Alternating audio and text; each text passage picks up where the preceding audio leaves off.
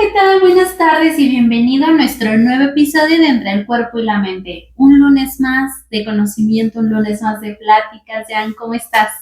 Muy bien, ¿tú, Sara? ¿Qué tal? Justo vamos regresando ya después de todo este periodo de vacaciones, ¿no? Decembrinas, tiempo de estar en familia y, bueno, ¿no? Descansar al final de cuentas.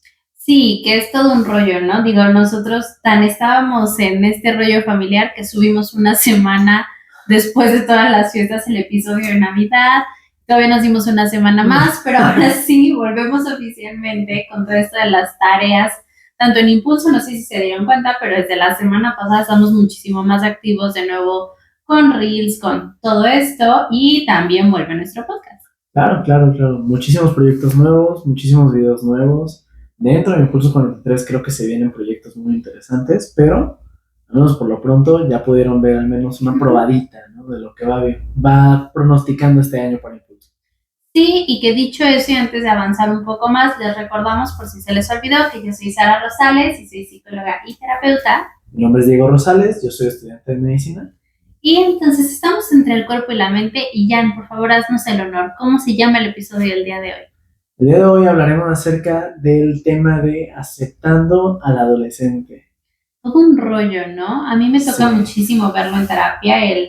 La adolescencia pareciera como si fuera esta etapa del ser humano donde de repente es sumamente desconocido qué está sucediendo. A ver, ya la atravesamos todos los adultos, pero aún así como que se nos olvidara, ¿no? Tanto de los cambios físicos que tenemos, como el cómo se siente ser un adolescente, como el todo. Yo creo que en parte también lo bloqueamos. Es que la adolescencia en general es difícil, para cualquier persona es difícil. Y cómo no serlo, ¿no? Al final de cuentas es el periodo, uno de los periodos a lo mejor más importantes del desarrollo neuropsicológico del adolescente. Más bien, del ser humano en general. Entonces, imagínate afrontar todos esos cambios y además, como lo veremos un poco más adelante, algunas de las como asociaciones que hace el adolescente es que está solo y que únicamente él puede con sus problemas y que nadie lo comprende. Entonces imagínate aventarte todo este rollo, pero además pidiendo que nadie te comprende. Está complicado. Difícil, muy difícil el tema. Sí. Yo creo que nos da amnesia al final de cuentas, pasamos esta etapa y decimos, fue fácil, ¿no? Y luego cuando miras atrás, bueno, te das cuenta de la realidad. Sí, que justo por eso también con este episodio volvemos con los casos dentro de nuestros episodios.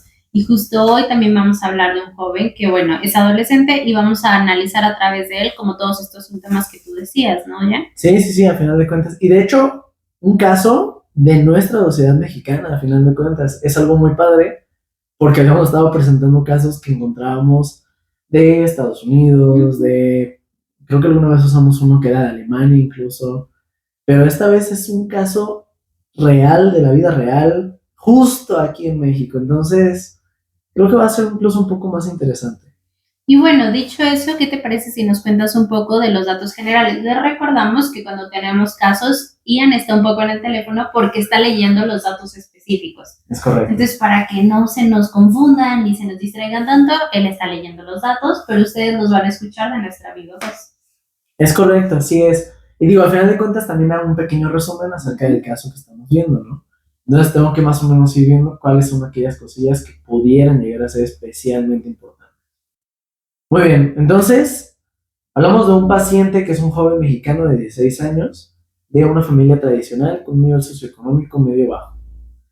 La madre del paciente es quien da el primer contacto y describe el motivo de consulta como desinterés y apatía por parte del hijo, especialmente en lo referente a la escuela.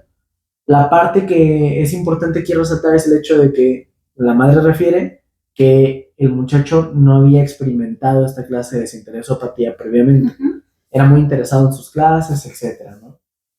Y en el caso de cuando se le hace ya la entrevista con el joven, él describe que su motivo de consulta, desde su perspectiva, menciona que tiene dificultades para concentrarse y prestar atención a las clases.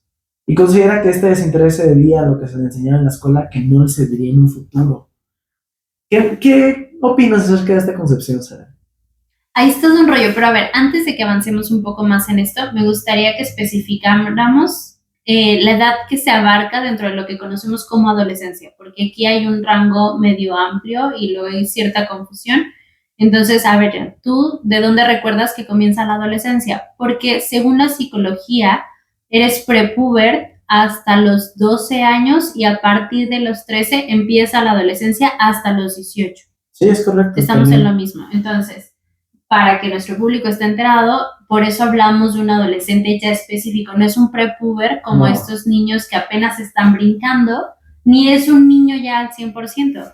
Y que entonces esta parte de que la mamá diga, ¿no? Como es que antes no le había pasado y el chavo ahora diga, no, pues es que antes sí me interesaba, pero ahora esto no me va a servir para nada. En realidad es parte de los cambios que vemos en la adolescencia, ¿no te parece? Sí, en definitiva. Y digo, a final de cuentas también es importante entender que, bueno, dentro del desarrollo neurológico y psicológico de una persona, se considera legalmente que la adolescencia termina a los 18, pero en realidad el desarrollo neurológico y psicológico progresa hasta los 21 como media. Eso quiere decir que hay personas que siguen desarrollando hasta los 25, 27, y hay personas que se dejaron desarrollar a los 15, pero promedio, la mayoría de las personas, a los 21 más o menos, cuando ya es donde teóricamente tienes una mejor madurez emocional, tienes una función ejecutiva mejor, toda esta clase de cosas que son importantes revisar en un paciente, ¿no? Algo que me parece muy interesante es justo lo que mencionas, ¿no? Que es el hecho de que él ya tiene 16 años. Entonces ya no le vas a ir a checar que si va al baño solo, ya no le vas a checar que si ya dijo sus primeras palabras, él ya tiene las funciones cognitivas muy bien asentadas y empieza a tener ahora manifestaciones de pensamientos. Dejemos de lado un juicio sobre el pensamiento, es un pensamiento específicamente hablando como muy propio, está creando sus propias ideas, ¿no? Y bueno, las defiende con uña y diente, con tal de que la gente diga, es que tiene razón, ¿no? Y que digo, no sé si desde la parte orgánica o biológica haya algo que defienda justo esta parte, ¿no? Que no sé si el lóbulo frontal no está suficientemente desarrollado.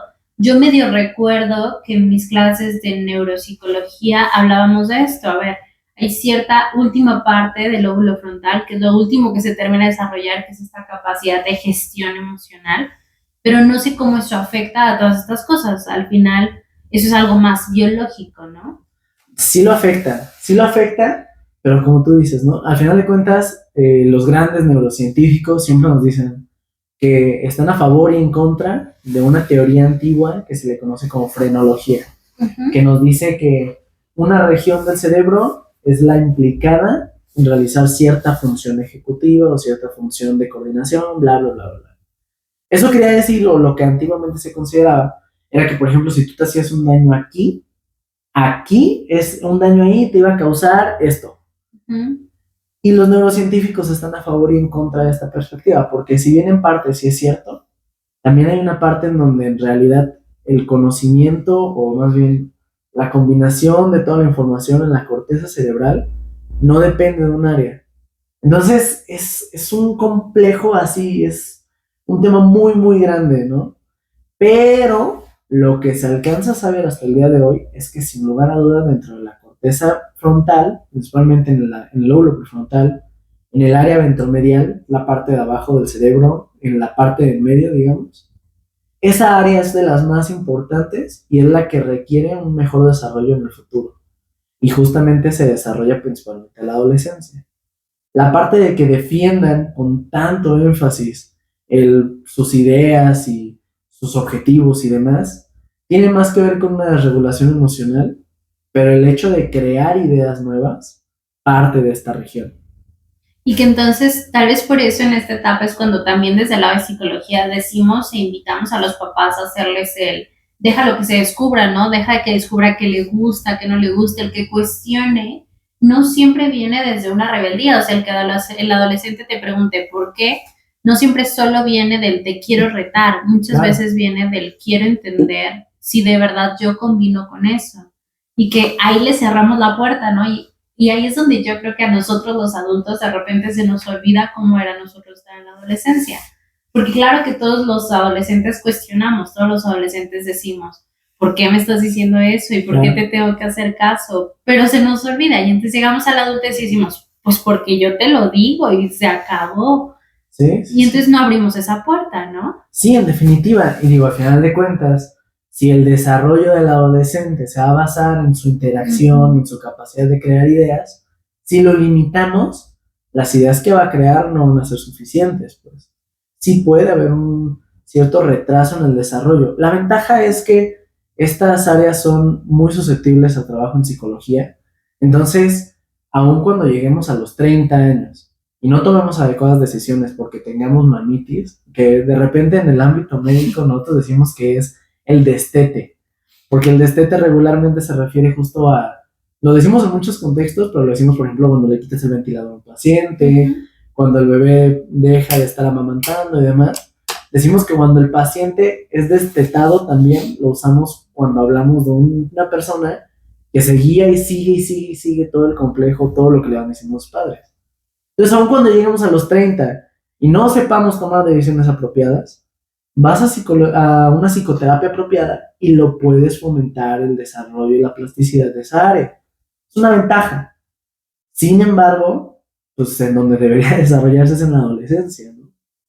Sí, que además la adolescencia es es una revolución completa, o sea, hay un montón de cambios físicos, hay un montón de cambios a ver, no es lo mismo estar en primaria y tienes una misma maestra todo el ciclo escolar, bueno, dos, ¿no? Una de inglés tal vez, una de computación y uno así de clasecitas y la maestra titular. Y después pasas a secundaria donde ya tienes un profe para matemáticas, una para español, uno para química, uno para no sé qué. Y entonces pasas de tener un maestro, cuatro, a tener 10 profesores. Entonces desde ahí ya empiezan estos cambios estructurales que para nosotros como, fue bien sencillo. Claro que no, o sea, si fuera sencillo no lo hubiéramos sufrido. Claro. Y digo, y las estadísticas dicen que justo esto que le pasa a nuestro sujeto de estudio, eso le pasa a muchísima gente en la secundaria, baja muchísimo de calificaciones y los papás dicen, es que era un alumno excelente en primaria, ¿qué pasó? Pues que está en la secundaria, está en la prepa y no se ha podido adaptar a tener 14 maestros con 14 métodos diferentes de trabajo a un solo maestro, ¿no? Claro, claro. Y de hecho, ¿cómo lo abordas este tema, Sara? Digo, hablando específicamente de esta persona que justamente dice, yo creo que la escuela no me va a servir de nada. ¿Cómo hacer entender o cómo funciona este detrás?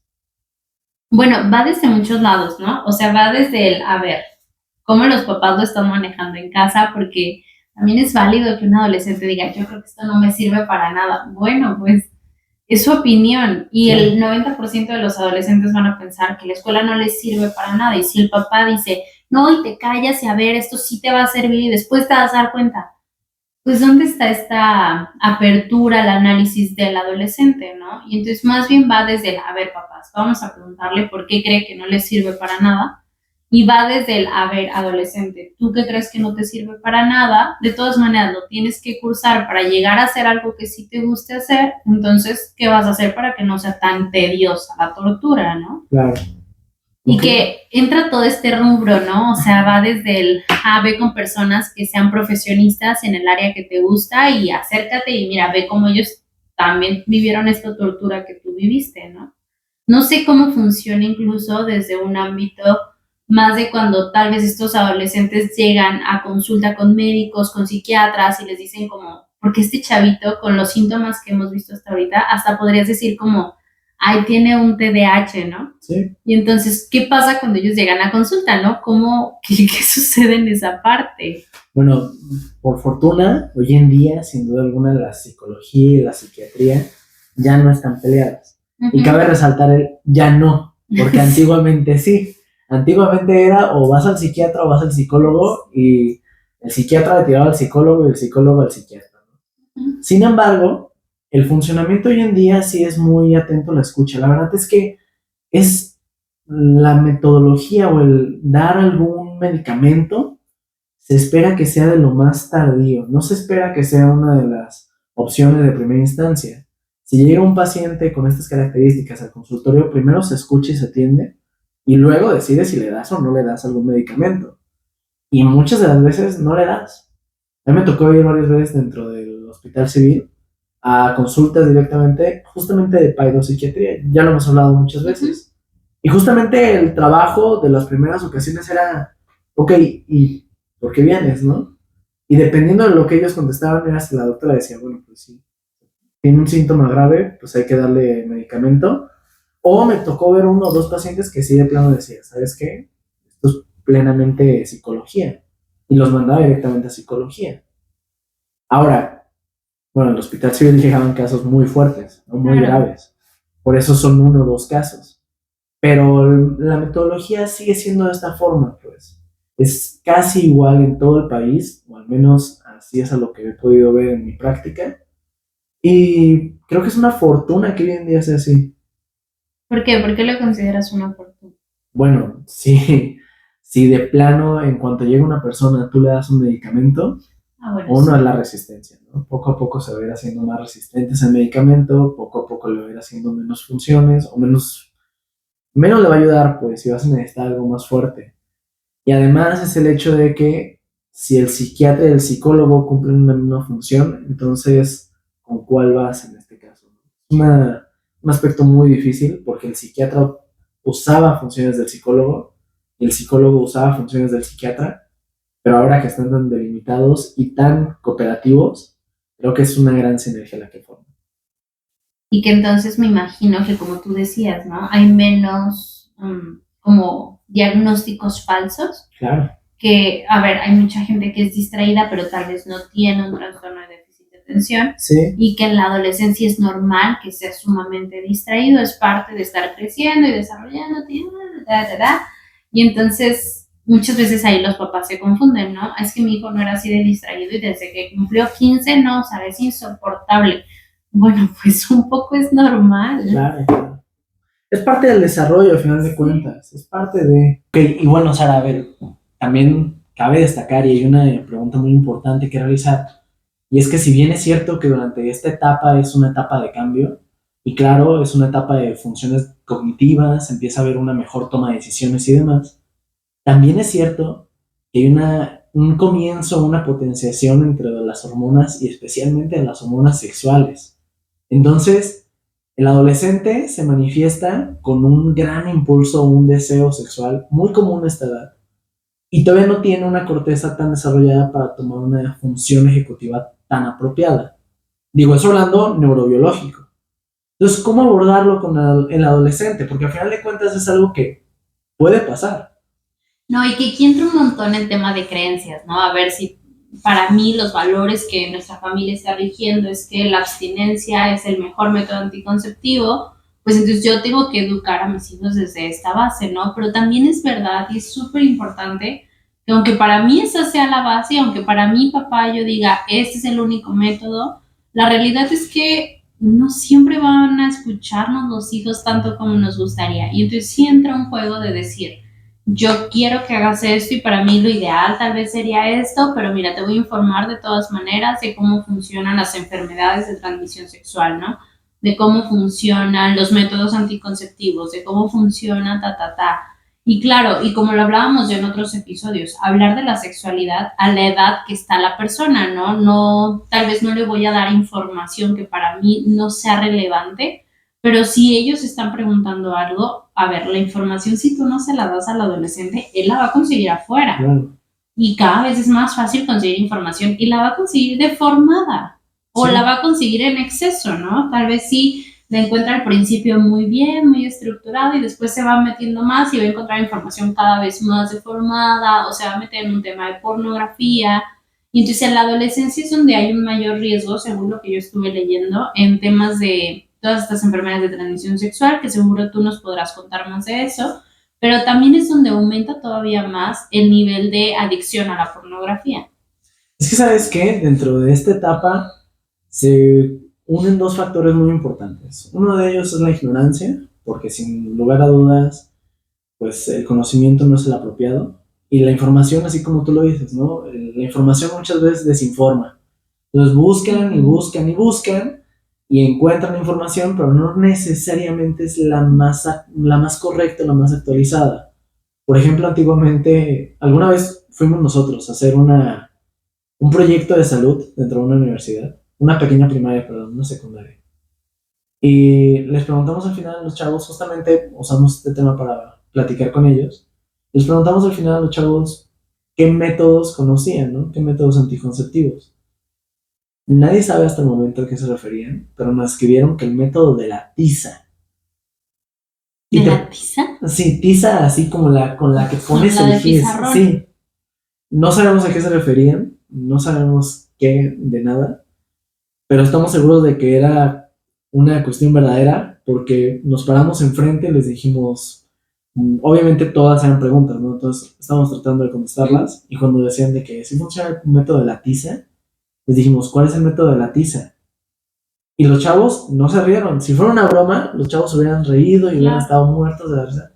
Todos estaban callados, como que nadie se animó a explicarlo, o a lo mejor fue una sola pregunta a una sola persona, no lo sé. Pero al final de cuentas es desinformación.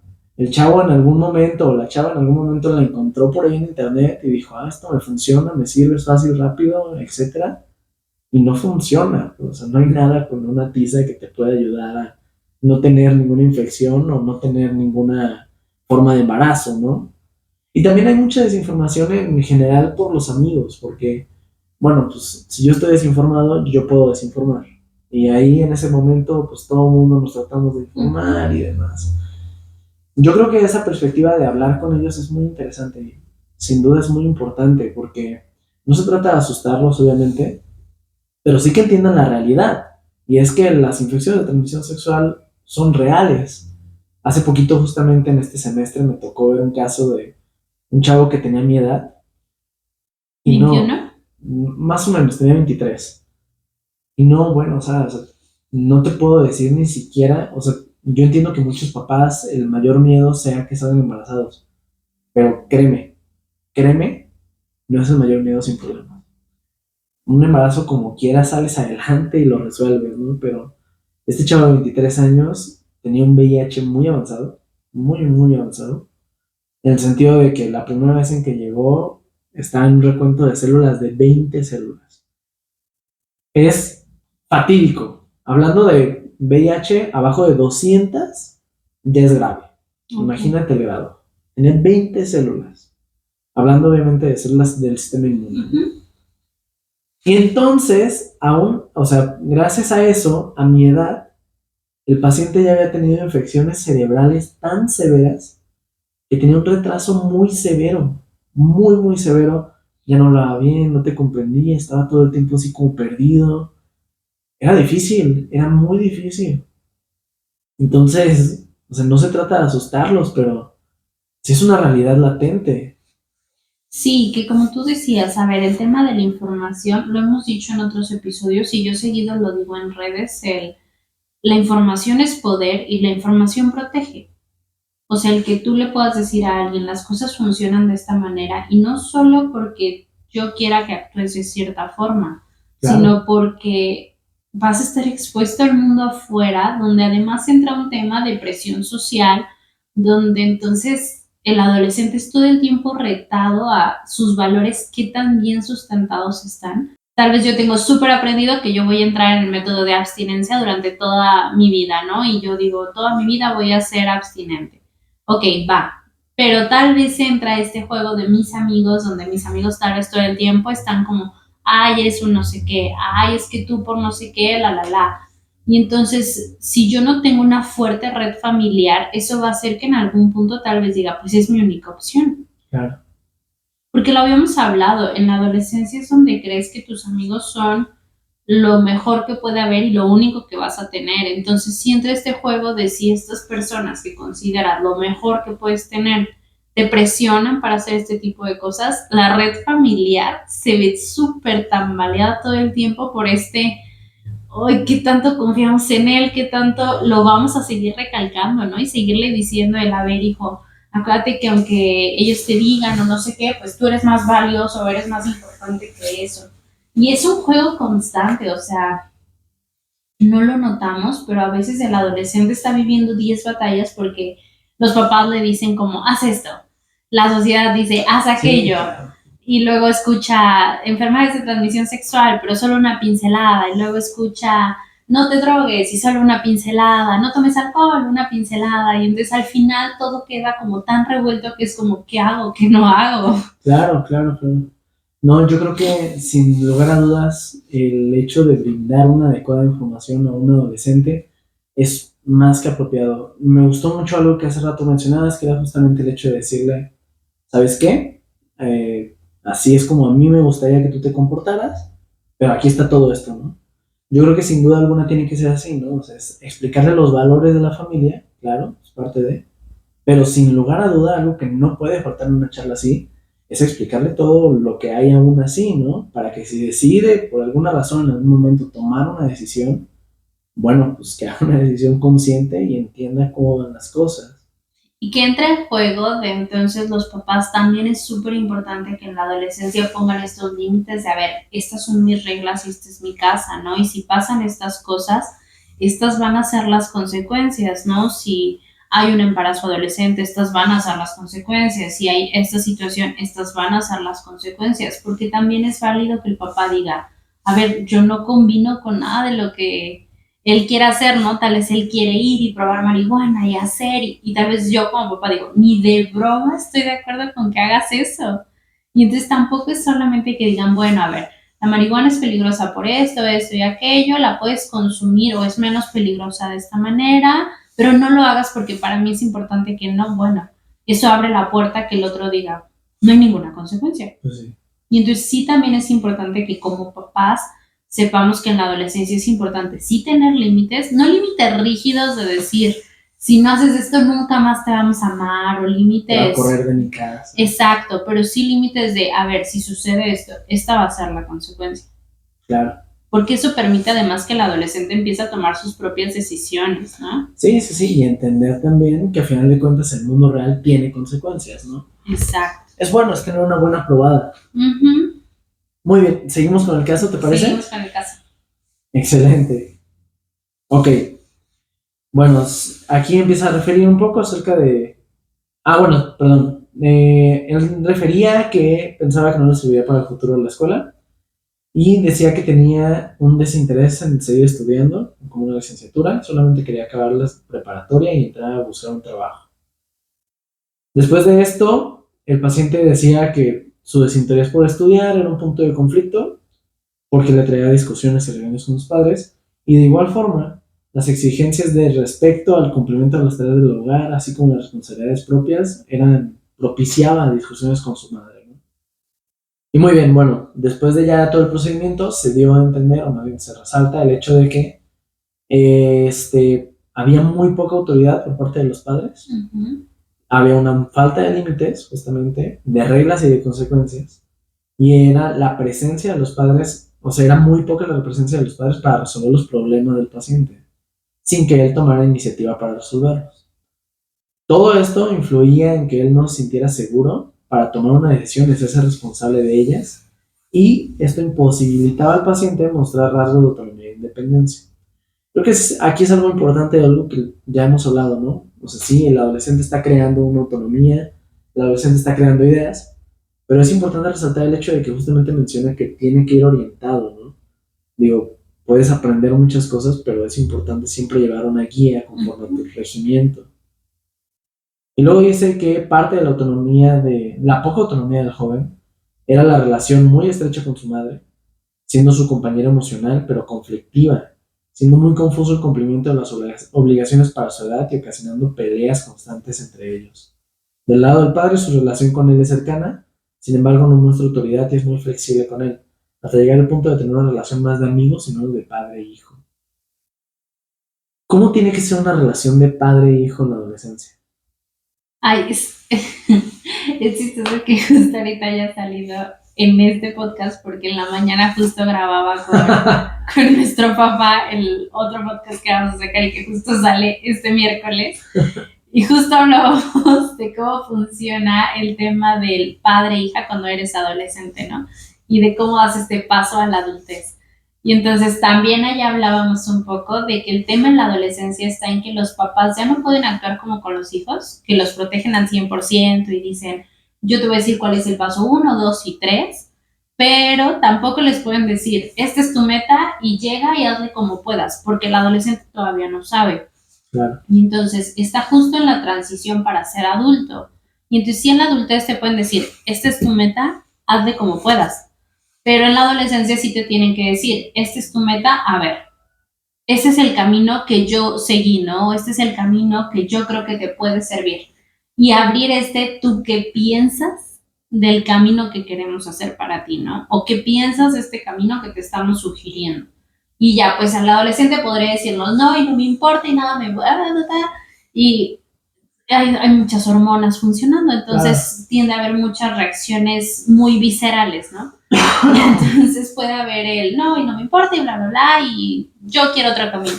Claro. Ok, entonces la verdad es que entra un juego súper pesado para el adulto de decir, no me engancho con esta emoción visceral de ellos, claro. Y yo, a ver, no me hablas de esta manera, no va a funcionar así, retírate a tu cuarto o yo me voy a retirar y cuando nos calmemos volvemos. Pero ¿cuál es el problema, Diego? Y que pasa muchísimo, ¿no? A ver, ya yo le digo al hijo, oye, hijo, mira, vamos a hacerla así, asá, ¿tú qué piensas? Y tal vez mi hijo me dice, no me importa y tú no sabes, y mira, y entonces yo me entra como que algo me arde por dentro, ¿no? Y entonces, ¿tú qué no te importa? Y me pongo a gritar con él. Y entonces no llegamos a nada. Claro. Y entonces ahí es donde está el verdadero problema, porque dejamos de actuar como papás de adolescente y estamos todo el tiempo peleando por querer seguir actuando como papás del niño. Sí. Y entonces sí, el adulto tiene que ser muy adulto para poder tener un hijo adolescente funcional, digámoslo así. Sí, qué fuerte eso. Justamente el otro día escuchaba a uno de mis amigos que él empezó a ir a terapia y le dijo el terapeuta que sus papás actuaban como adolescentes. Y me parece muy, muy chistoso porque justamente era una situación así. Era donde, bueno, él explicaba justamente que cuando él estaba en la adolescencia, sus papás solían gritarle mucho. Y él se gritaba mucho, ¿no? Y era una relación muy conflictiva uno con el otro, porque era muy agresiva, era uno frente al otro y estarse diciendo, es que tú, y es que tú lo otro, ¿no? Y al final de cuentas el terapeuta le decía, bueno, es que ahora que tú ya eres un adulto, tienes que ser el adulto en la relación, ¿no? Le decía. Sin embargo, ¿cómo ser el adulto en la relación cuando no eres el adulto, ¿no? Cuando no hay adultez de por medio. Bueno, yo lo que le digo a los pacientes es que no necesariamente tienen que ser el adulto en la relación, pero sí que tienen que, a ver, nadie va a mejor velar por tu bienestar que tú mismo. Tanto eso es para papás como para el adolescente. Nadie se va a mejor fijar en lo que necesita, en cómo estar bien, en cómo estar equilibrado que tú mismo. Y entonces no te toca ser el adulto, pero sí te toca ser el que te cuidas. Claro. Y entonces, a ver, si yo ya sé que cuando gritamos a mí me genera ansiedad, me genera estrés o el enojo hace que, ay, Sara, después me da una gastritis fatal, pues ya eres responsable de tu bienestar. Cuando estás chiquito, no. Cuando estás chiquito sí es responsabilidad 100% de tus papás. Pero ya cuando estás en la adolescencia ya empieza a ser este juego del a ti te toca. De hecho, era algo que hablaba con una paciente en esta semana que yo le decía es que y ella está chiquita, pues está entrando justo a la adolescencia, tiene 13 años, sí tiene 13, entonces está así en el brinquito. Y yo le decía eso, le digo, para ser un adolescente funcional tienes que generar esta independencia emocional y esta independencia psicológica de la otra persona, sus papás, para entonces poder decir, mis papás se pueden ir de la casa ahorita a cenar y no va a ser el fin del mundo para mí. O se pueden ir de la casa por unos tacos y volver y yo no me voy a quedar sola, ¿no? Y entonces ahí es donde entra este juego, que este episodio he dicho muchísimo juego, pero sí es donde entra esta balanza, digamos, donde tú eres el que te cuidas. Claro. Fíjate qué importante, ¿no? Qué tema tan fuerte hemos tocado el día de hoy. Y bueno, ¿tú qué quieres concluir? Porque el tiempo, y esto nos va para horas, pero... Sí, claro. No, yo creo que concluiría mucho con el entender también mucho al adolescente. Digo, lo hemos hablado entre líneas en este episodio, pero lo dejo muy fuerte como concepto, el que él está atravesando por un proceso, ¿no? Él no regula sus emociones de una forma adecuada, sus impulsos no son regulados y no toma las mejores decisiones, es algo implícito, es algo biológico, o sea, es inevitable. Entonces yo cerraría mucho con el comprendimiento de esta vulnerabilidad que tiene el adolescente en estas áreas. Sí, y que yo me gustaría como complementar tu conclusión con la mía, que sería como esta parte del, a ver, cada vez que vemos un adolescente en estas reacciones viscerales y bla, bla, bla, recordemos dos cosas. El adulto eres tú. Sí, en definitiva. Y la segunda, algún día fuiste el adolescente tú y tampoco nos gustó que pasaran las cosas que pasaban y tampoco nos gustó que nos mandaran y que aprendimos a manejarlo.